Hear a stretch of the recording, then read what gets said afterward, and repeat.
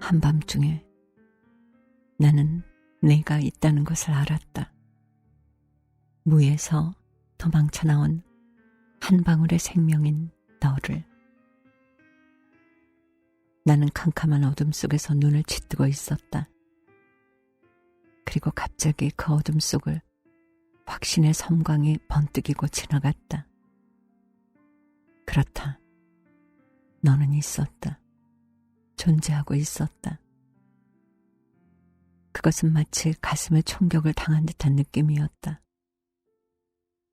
나의 심장은 딱 멈춰버리고 말았다.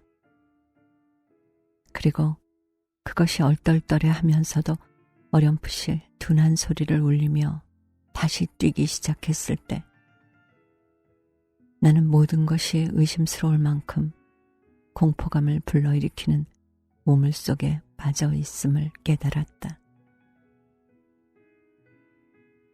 지금 나는 여기에 있다. 나의 전신을 휘감는 어떤 불안 속에 자물쇠가 걸린 채 갇혀 있다. 그리고 그 불안 속에서 나 자신을 잃어버리고 있다. 알고 싶니? 그것은 타인에 대한 불안은 아니다. 나는 타인에 대해 신경을 쓰지 않는다. 신에 대한 불안도 아니다. 나는 신을 믿지 않는다. 고통에 대한 불안도 아니다. 나는 고통을 두려워하지 않는다. 그것은 너에 대한 불안이다. 나의 뱃속에 너를 잡아매두기 위해서 너를 무에서 떼내어온 우연에 대한 불안이다. 나는 너를 애타게 기다리고 있었지만 받아들일 준비는 되어 있지 않았다.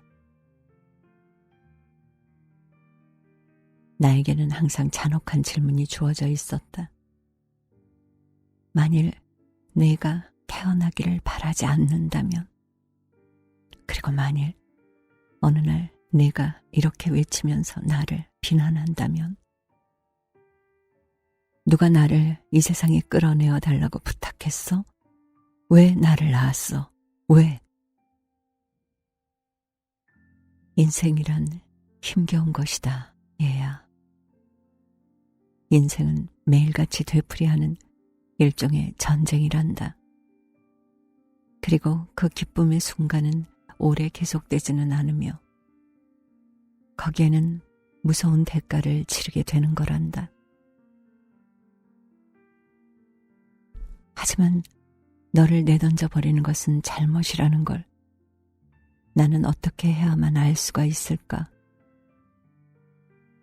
내가 정적 속으로 되돌려지는 걸 바라고 있지 않다는 걸 어떻게 해야만 이해할 수 있을까? 너는 나에게 얘기를 할 수가 없다. 너의 생명의 물방울은 이제 겨우 생겨나기 시작한 세포의 모임에 지나지 않는다. 아마도 그것은 생명이 되어 있는 것이 아니라 생명의 가능성이겠지. 하지만 나는 너에게 많은 것을 바치겠다. 내가 신호나 실마리로 나의 결단을 도와주기를. 우리 어머니는 신호를 받았기 때문에 나를 낳았노라고 말하고 있다. 나의 어머니는 알고 있겠지. 나를 가지고 싶어 하지 않았던 거야. 나는 상대방이 부주의한 순간에 실수로 말미암아 생명을 얻은 거야. 그러니까 내가 태어나지 않도록 하기 위해서 어머니는 매일 밤 약을 먹은 거지. 그것도 눈물을 흘리면서 말이야. 어머니는 내가 뱃속에서 꿈틀거리면서 버리지 말아달라고 배를 걷어찬 날 밤에도 약을 먹으려던 중이었어. 그때 나의 어머니는 컵을 입술로 가져간 순간이었지. 어머니는 곧 컵을 떼고 그 속에 든 것을 땅바닥에 쏟았지. 수개월 후 나는 태양의 빛 속으로 의기양양하게 뛰쳐나왔구나. 하지만 그것이 잘한 짓인지 아닌지는 나로서는 알 수가 없었다. 행복할 때에는 잘했다고 생각하고 불행할 때에는 잘못했다고 생각하곤 했지만 불행할 때에도 나는 태어나지 않는 편이 좋다고는 생각지 않는다.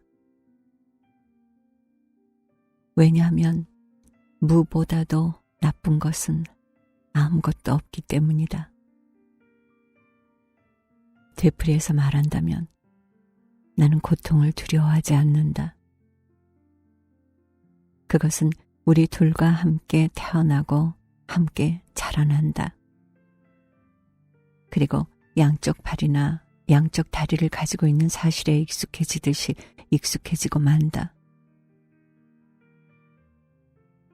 결국 나는 죽음도 두려워하지 않는다. 왜냐하면 만일 어떤 사람이 죽는다면 그것은 태어난 사실을, 무에서 도망쳐 나온 사실을 의미하기 때문이다. 나는 무를, 존재하지 않는 것을 두려워하고 있다. 가령 우연에서거나 실수로 인해서거나 상대방의 부주의 때문이거나 간에 존재하지 않았었다고 말하지 않으면 안 되는 것을 두려워하고 있다. 대부분의 여성은 마음속으로 이렇게 반문한다. 아이를 낳는다. 하지만 왜? 그 아이를 굶주리게 하기 위해서, 추위에 떨게 하기 위해서, 배신당하고 상처를 입히기 위해서, 전쟁으로 살해당하거나 병으로 죽게 하기 위해서, 고문이나 교통사고로 죽게 하기 위해서. 그녀들은 그 아이의 줄인 배가 채워지고 추위로 얼어붙은 몸이 따뜻이 녹여지고 항상 신뢰와 존경을 받고 병이나 전쟁의 근절을 시도하면서 오래 산다고 하는 희망을 부정하고 있다. 아마도 그녀들은 정당하다. 하지만 무는 고통보다도 바람직한 것일까?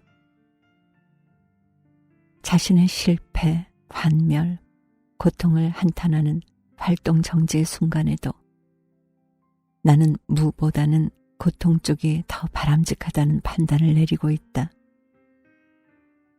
그리고 만일 이 판단을 생명에까지, 태어날 것인가 태어나지 말 것인가 하는 배반되는 문제까지 연장한다면 결국 나는 태어나는 편이 태어나지 않는 편보다는 더 낫다고 외치게 된다. 그렇지만 이러한 이유로 너에게도 강요하는 것은 공정한 일일까? 그것은 나 하나만을 위해서 너를 낳는 결과가 되지 않을까? 나 자신만을 위해서 너를 낳는 데 대해선 나는 흥미가 없다. 왜냐하면 나에게는 내가 전혀 필요 없기 때문이다.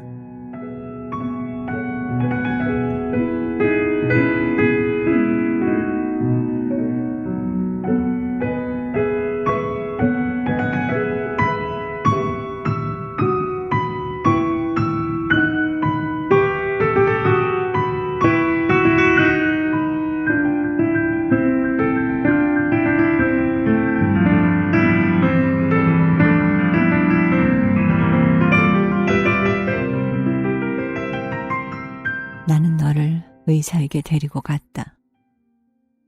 확인보다는 어떤 조언을 듣고 싶었다. 대답 대신에 머리를 내줬고는 의사는 이렇게 말했다. 당신은 너무나 성급하십니다. 아직은 확실한 말을 할 수가 없습니다. 15일 이내에 다시 한번 찾아오시죠.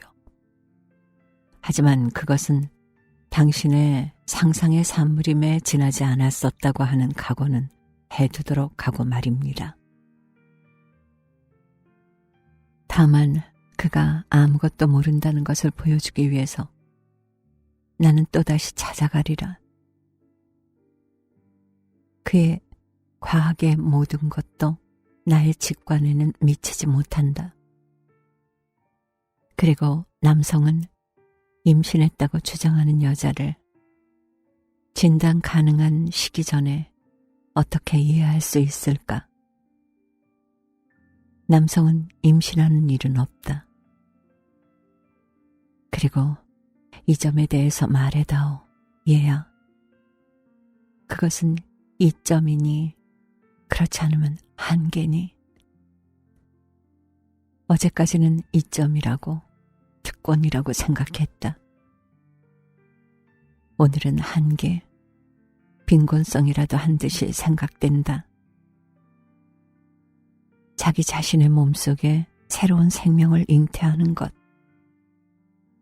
한 사람인데도 두 사람인 자신을 아는 일 속에는 뭔가 자랑스러운 것이 있다. 조금만 더 지나면 너의 내부에도 직접 승리의 감각이 스며들 게다. 그리하여 그 승리가 가져다주는 평정 속에서 너를 불안하게 하는 것은 아무것도 없다. 내가 앞으로 직면할 육체적 고통이나 몸을 희생시키는 일이나 잃어버릴 자유는 거기에는 존재하지 않는다. 너는 사내 아이니 여자아이니 나는 내가 여자아이기를 바란다. 언젠가 내가 경험한 것을 너도 경험해 주었으면 한다.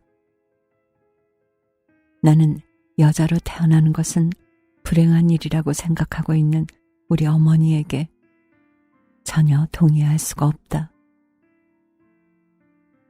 대단히 불행해졌을 때 우리 어머니는 이렇게 한탄했다. 아, 만약 사내로 태어났더라면. 나도 그건 알고 있다.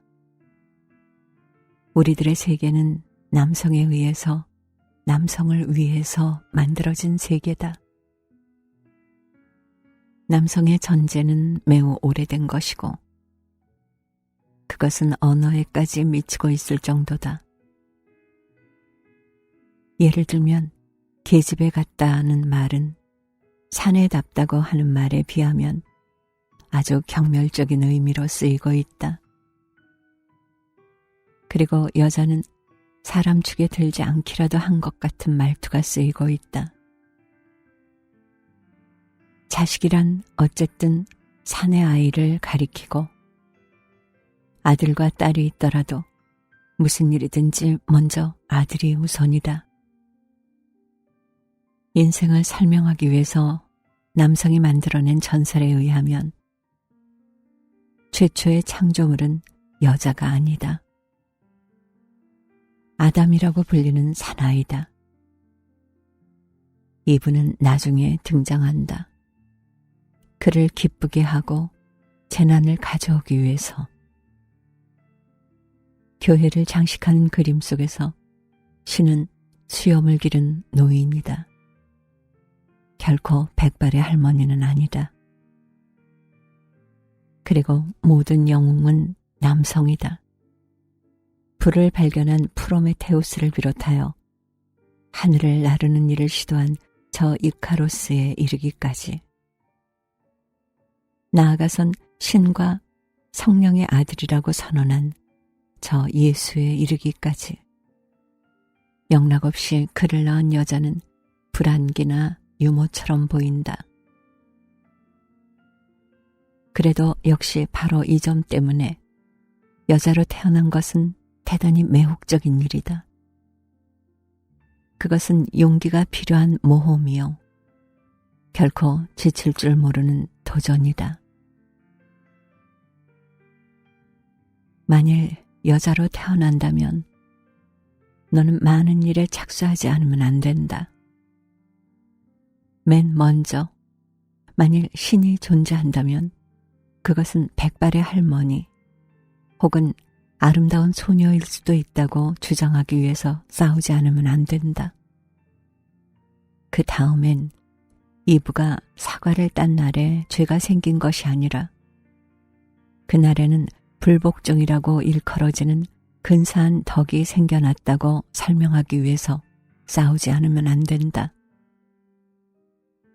그리고 마지막으로는 너의 매끈매끈하고 포동포동한 몸속에는 경청해 주기를 외치는 지성이 있음을 나타내기 위해서 싸우지 않으면 안 된다. 어머니가 되는 일은 직업이 아니다. 의무도 아니다. 그것은 많은 권리 중에 단 하나의 권리일 뿐이다. 그 점을 큰 소리로 주장하기 위해서 너는 대단한 노력이 필요할 것이다. 그리고 이따금, 아니, 거의 언제나 실패할 것이다. 그렇지만 용기를 잃어서는 안 된다. 싸우는 일은 이기는 일보다는 훨씬 더 아름답다. 여행하는 일은 도착하는 일보다도 훨씬 더 즐겁다. 도착하거나 이기거나 했을 때 너는 커다란 공백을 깨닫게 된다. 그리고 그 공백을 메우기 위해서 또다시 여행을 떠나 새로운 목표를 만들어내지 않으면 안 된다. 그렇다. 내가 여자아이기를 바란다. 그리하여 우리 어머니가 하는 것과 같은 말을 너는 절대로 하지 말기를 바란다. 나는 결코 그런 말을 한 일이 없으니까.